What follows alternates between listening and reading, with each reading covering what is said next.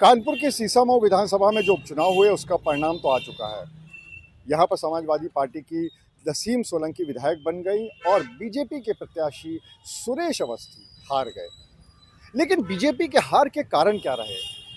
तो आज हम आपको ये बताते हैं कि जो सीसामऊ का चक्रव्यूह था, उसके जो 7 द्वार थे, यानी 7 बड़े ऐसे कारण जिनकी वजह से ऐसा माना जा रहा है कि बीजेपी ने ये सीट 22 साल बाद भी नहीं जीत पाई और लगातार जो सूखा चला आ रहा था वो अभी भी कायम है।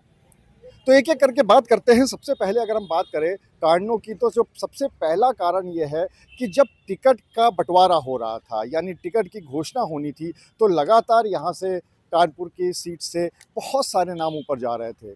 अगर शुरुआती दौर की बात करें तो तकरीबन 100 ऐसे नाम थे जो ऊपर गए थे। उसके बाद छटनी करते करते करते उसमें 10 और 10 के बाद 3 नाम आके रुक गए। उन 3 नामों में से एक बड़ा नाम था राकेश सोनकर का। वो नाम इसलिए बड़ा क्योंकि इसी सीट से राकेश सोनकर 3 बार बीजेपी के विधायक बन चुके हैं और ये माना जा रहा था कि मुस्लिम वोटर्स के बाद जो सबसे बड़ी आबादी है इस सीसामऊ में, यानी कि दलित और पिछड़ों को मिलाकर, उसका वो प्रतिनिधित्व करते हैं और इसीलिए उनका टिकट मिलना ज़रूरी भी माना जा रहा था बीजेपी के अंदर, और ये भी माना जा रहा था कि अगर उनको मिलता है तो वो जीत सुनिश्चित कर सकते हैं। ठीक टिकट से एक दिन पहले जब टिकट मिलता है तो वो उनकी तस्वीरें भी सामने आती हैं। लखनऊ में जाके वो सीएम से मुलाकात भी करते हैं और लगभग इस बात को मान लिया गया था कि अब राकेश सोनकर को टिकट मिल जाएगा।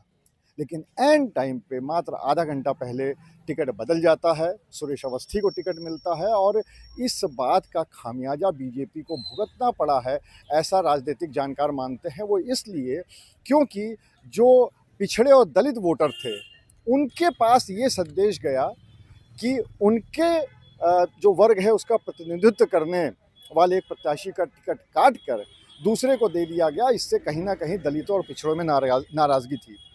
लेकिन उस नाराज़गी को दूर करने में बीजेपी के नेता सफल नहीं रहे और कहीं ना कहीं जो उनकी कोशिश थी वो पूरी तरह से कामयाब नहीं हो पाई।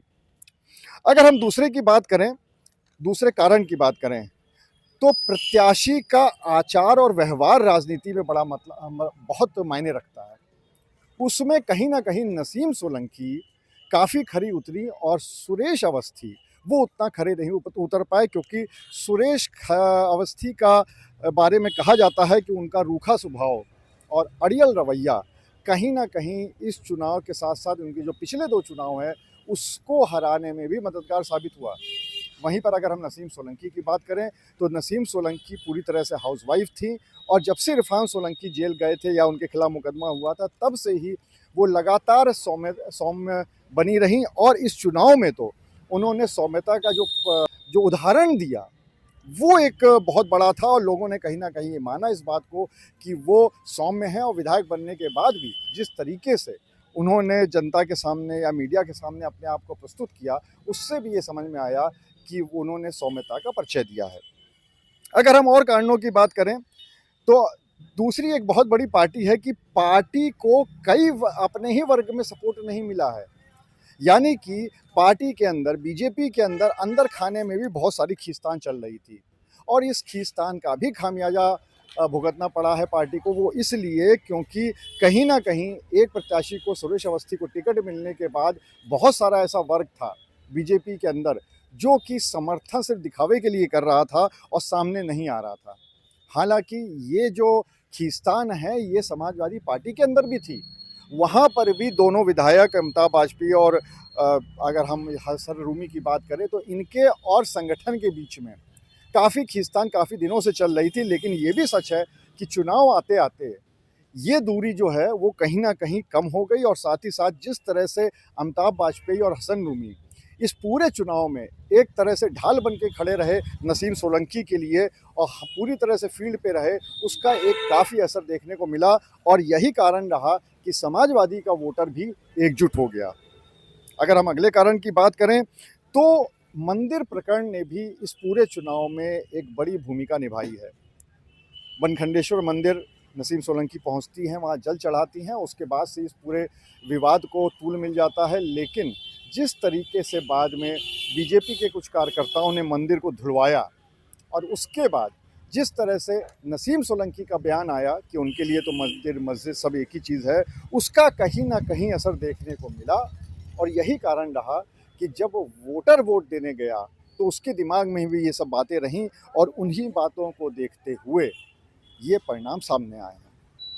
अब अगर हम अगले कारण की बात करें तो जिस तरह से मतदान वाले दिन प्रशासन की सख्ती देखने को मिली, उसकी वजह से भी बहुत सारे वोटर नाराज़ थे।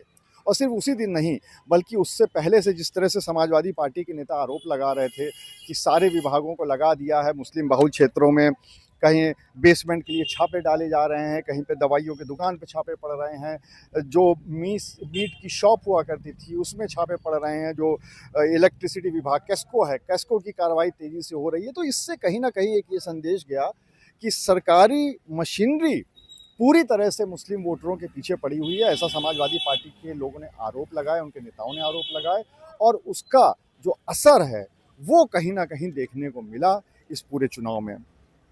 अगर हम अगली बात करें तो जिस तरह से समाजवादी पार्टी एकजुट होकर सामने आई और जिस तरह से प्रत्याशी नसीम सोलंकी ने अलग अलग वर्गों में जाके पैठ बनाई, उसका भी एक बहुत बड़ा फर्क देखने को मिला है इस पूरे चुनाव में।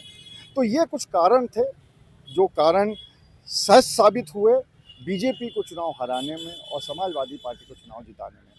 अब अगर बीजेपी को ये पूरा सूखा इतने सालों का ख़त्म करना है तो कहीं ना कहीं उनको इन सब चीज़ों पर गौर करना पड़ेगा और 2027 के चुनाव में फिर से एक बार एक नई रणनीति के साथ सामने आना होगा। अनुराग अग्रवाल, TV9, कानपुर।